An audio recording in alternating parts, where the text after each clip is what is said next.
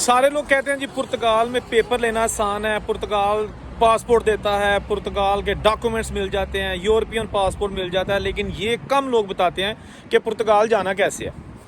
ठीक है ना, मैंने पुर्तगाल जाना कैसे है, मसला तो ये है। जो मतलब हमारे पाकिस्तानी, इंडियन, बांग्लादेशी लोग हमारे मुल्कों में बैठे हैं, वो पुर्तगाल कैसे आए। जो मिडल ईस्ट में बैठे हैं वो बहुत सवाल करते हैं, जो दुबई, सऊदीया, मस्कत, ओमान में है। तो चले मैं तरीका आपको बता देता हूँ, कोशिश आपने करनी है, गारंटी कोई नहीं है, क्योंकि मैं कौन सा कोई ट्रैवल एजेंट हूँ। मैंने तो वो तरीका बताना जिसके जरिए हम यहाँ आए हैं लीगल तरीके से। आप भी आ सकते हैं। तो बगैर वक्त ज़ाया किए आपको ये मैं तरीका मोटा मोटा बता देता हूँ। मजीद अगर मैं उसमें कोई कमी पेशी कर दूँ तो आप कमेंट कर सकते हैं, मैं आपको उसका भी जवाब दूंगा। अच्छा, पुर्तगाल आने के 3-4 तरीके हैं। एक तो ये है कि आप विजिट वीज़े पे आ सकते हैं, उसके बाद आके यहाँ पे अपनी फ़ाइल ला करवा सकते हैं, वो भी एक्सेप्ट करते हैं, बिल्कुल अच्छा तरीका है। दूसरा, स्टडी वीज़ा। स्टडी वीज़ा ये है कि आपने ऑनलाइन किसी भी यूनिवर्सिटी से दाखिला लेना है, दाखिला उसका मैं अलग से खैर पूरी एक डिटेल वीडियो बना चुका हूँ। आपने ऑनलाइन उसका एडमिशन लेना है, एडमिशन हो जाता है तो वो आपको इन्विटेशन लेटर देंगे, एडमिशन लेटर देंगे, वो आपने अपनी फ़ाइल के साथ लगा के बैंक में तकरीबन 10 लाख रुपया स्टेटमेंट शो कर दें और एम्बेसी की अपॉइंटमेंट लेके वहाँ पे वीज़ा लगवा दें। आपका वीज़ा लगने के चांसेस बहुत ज़्यादा बढ़ जाते हैं। ठीक है जनाब, ये तो होगा दूसरा तरीका। तीसरा तरीका ये है कि आप बिज़नेस के तौर पे आ सकते हैं। अगर आपके पास थोड़ी रकम है, पैसे हैं ठीक ठाक, आपने ऑलरेडी कमाए हुए हैं, तो अब आपको पासपोर्ट चाहिए यूरोपियन मुल्क कंट्रीज़ का, तो आप फिर बिज़नेस वीज़ा वहाँ से अपने मुल्कों से अप्लाई कर सकते हैं। वो थोड़ा मुश्किल है लेकिन तरीका है, ठीक है ना। उसकी भी अगर आपको डिटेल चाहिए तो वो भी मैं बता दूंगा। इसके साथ साथ जो गैर कानूनी तरीके से आते हैं, ठीक है ना, मतलब पाकिस्तान से कराची, फिर कोयटा, फिर ईरान, तेहरान से होते हुए बसों में और डालों में सफ़र करते करते, पैदल सफ़र करते, बसों में, जैसे भी तुर्की, फिर उसके बाद यूनान से फिर जनाब आप इटली के रास्ते आ जाएं, या कुछ लोग अल्बानिया के रास्ते चले जाते हैं, कुछ जैसे भी है, ठीक है ना। लेकिन मैं उस तरीके को रिकमेंड नहीं करता, डेंजरस तरीका है, क्योंकि वहाँ भी एजेंट आपसे तकरीबन 30-40 लाख रुपए ले लेते हैं। खतरा भी, जान का भी खतरा, पकड़े जाने का भी खतरा, भूखे नंगे प्यासे रहने का भी हर वक्त खतरा, और पैसे भी। ठीक, लीगल तरीके से आए। अगर एजेंट को आपने 30-35-40 लाख रुपया देना है तो मेरा ख्याल इतने कि आप बैंक स्टेटमेंट बनवा के आप इजी तरीके से आ सकते हैं। ये वो तरीके हैं जो आपको कोई नहीं बताता, ठीक है ना। मैं तो ना एजेंट हूँ, ना ही मैंने आपको कहना कि अगर ये मेरा नंबर चल रहा है तो मुझे बताएं, मैं आपसे फ़ीस लूँगा और आपको ये कह दूँगा, ऐसा कुछ नहीं है। वो तरीके बताता हूँ जिसके ज़रिए हम लोगों ने भी कामयाबी हासिल की है। मैंने को 20-25 मुल्कों का दौरा किया और सारे वीज़े खुद ही लगवाए हैं, ठीक है ना। अच्छा, तो बात कर रहे थे कि पुर्तगाल आने की। तो पुर्तगाल आने के यार डॉक्यूमेंट्स जो है ना, बस बड़े सिंपल हैं। 2 तस्वीरें चाहिए होती हैं, उनका जो वीज़ा फॉर्म होता है, बैंक स्टेटमेंट होती है, रिटर्न टिकट होती है, होटल बुकिंग होती है, ये सारी चीज़ें हर वीज़े के साथ लगती हैं, ठीक है ना। इसके साथ साथ अगर आपका कोई और रेलिवेंट डॉक्यूमेंट्स है, यानी कि आपका अगर स्टडी वीज़ा है तो आपका जो स्टडी वीज़े का जो परफॉर्मा है, यानी कि जो आपको लेटर मिला एडमिशन का, वो साथ लगाइएगा, ठीक है ना। हेल्थ इंश्योरेंस लगा लीजिएगा। बिजनेसमैन है, बिजनेस करना है तो आपके बिजनेस की डिटेल, आपके जो लेटर है उस पर जो है ना आप प्रिंट करके निकालिएगा। साथ आप चैम्बर ऑफ कॉमर्स का लेटर लगा लीजिएगा। जो मिडल ईस्ट यानी सऊदीया, दुबई, मस्कत वगैरह से दोस्त अप्लाई करना चाहते हैं, वो भी सारा कुछ यही है। बैंक स्टेटमेंट होगी और विजिट वीज़ा उनका आसानी से लग सकता है। अगर उनके पास पैसे हैं, बैंक में कुछ पैसे हैं, तो विजिट वीज़ा लगने के चांसेस हैं, ठीक है जनाब। बहुत सारे लोग ऐसे हैं जो फैमिलीज़ के साथ विजिट वीज़ा लगवा के इस वक्त पुर्तगाल में बैठे हैं। आप फ्रांस में आ जाएं, जर्मनी का वीज़ा ले लें, इटली, नॉर्वे, स्वीडन, जिस मुल्क का मर्जी लें। 29-30 मुल्क हैं जो शेंगन कंट्रीज़ के मुल्क हैं। अच्छा, ये लफ्ज़ शेंगन है, गाफ बोला जाता है। बहुत सारे हमारे दोस्त जीम बोलते हैं, यानी कि शेंजन कहते हैं, जीम नहीं बोलनी, शेंगन कंट्रीज़। अच्छा, एनीवेज, चले अपनी अपनी जैसा भी आपको बेहतर लगे बोलो, लेकिन मैंने आपको बता दिया। अच्छा, होता क्या है कि आप किसी भी बड़े मुल्क में भी अगर आ जाते हैं तो यहाँ से भी आप उस वीज़े पर पुर्तगाल जा सकते हैं। फॉर एग्जांपल, पुर्तगाल का अगर वीज़ा आपको लेने का ज़्यादा मसला है या कोई प्रॉब्लम आ रही है तो आप फ्रांस का वीज़ा अप्लाई कर सकते हैं। फ्रांस का वीज़ा लेना कदरे आसान है, क्योंकि ये टूरिस्ट कंट्री है और यहाँ पर बहुत ज़्यादा अच्छी रेशो है वीज़े की।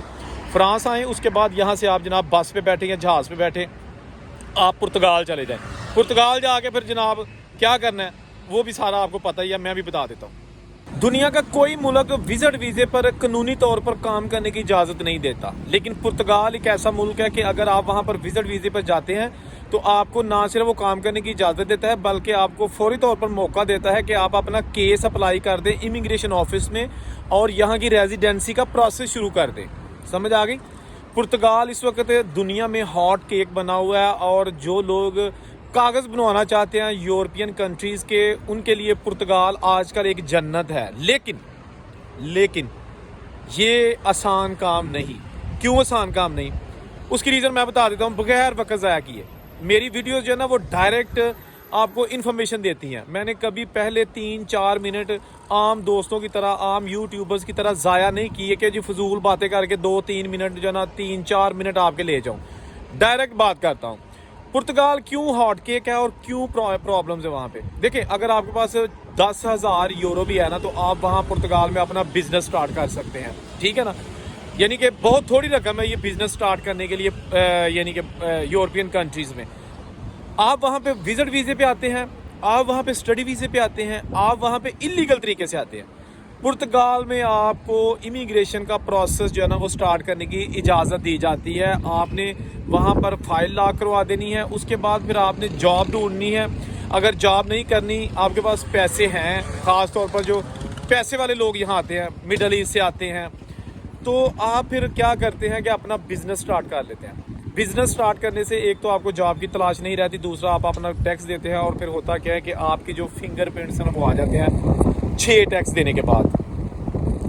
जॉब करते हैं तो जॉब थोड़ी सी प्रॉब्लम है। देखिए, मैं फ़ायदे भी हमेशा बताता हूँ, नुकसानात भी बताता हूँ। जॉब वहाँ पे बहुत मुश्किल है, और अगर जॉब मिलती भी है तो आपको, अगर किसी अच्छी कंपनी या किसी गोरे के पास जॉब मिलती है तो 850 या 820 यूरो महीने के तनख्वाह है, ठीक है।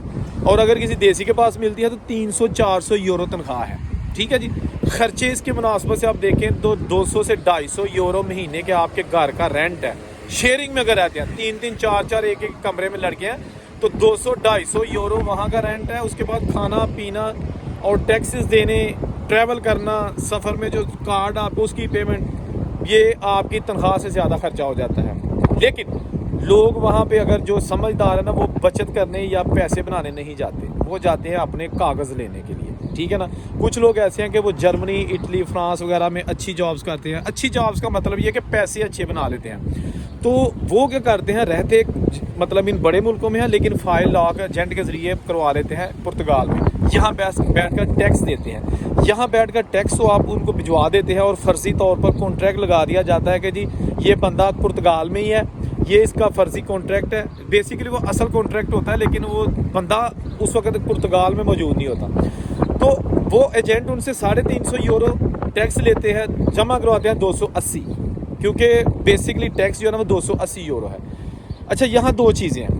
एक तो ये है कि जब उनको आती है ना फिंगरप्रिंट्स की कॉल, जो पुर्तगाल में नहीं है लेकिन पुर्तगाल में दूसरे मुल्कों में बैठ के टैक्स दे रहे हैं, तो फिंगरप्रिंट्स की डेट आती हैं तो उस वक्त उनके केस जो है ना आजकल बड़ी सख्ती है, वो रिजेक्ट होने के चांसेस है। रिजेक्ट इस मीन्स में आप कह सकते हैं कि फिंगरप्रिंट्स हो जाते हैं। एक तो उनके फिंगरप्रिंट्स दूसरे मुल्कों के निकल आते हैं क्योंकि वाकई वो दूसरे मुल्कों में होते हैं, और दूसरा ये होता है कि वो क्या कहते हैं उसको, टैक्स ज़्यादा दे रहे होते हैं। उनके पास हिस्ट्री नहीं होती, कि कोई सबूत ऐसा नहीं होता कि वो पुर्तगाल में रह रहे हैं। ना उनका बैंक अकाउंट होता है, ना उनके पास जुनता होता है, ना उनके पास जो मेडिकल का होता है, कभी वो बीमार हुए हो तो मेडिकल के पास गए हो, डॉक्टर के पास, कुछ नहीं होता।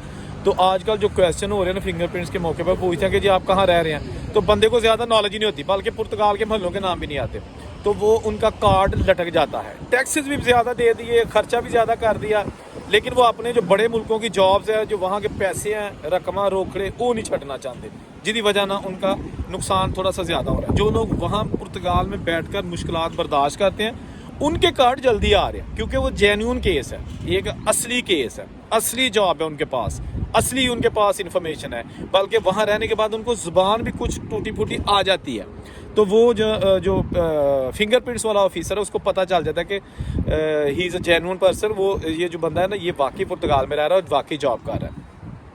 पुर्तगाल में फैमिली के साथ लोग आते हैं, बड़ी प्रॉब्लम्स आती हैं शुरू के दिनों में, जब तक वो सेट नहीं होते, और सेट होने में साल 2-2 साल भी लग जाता है।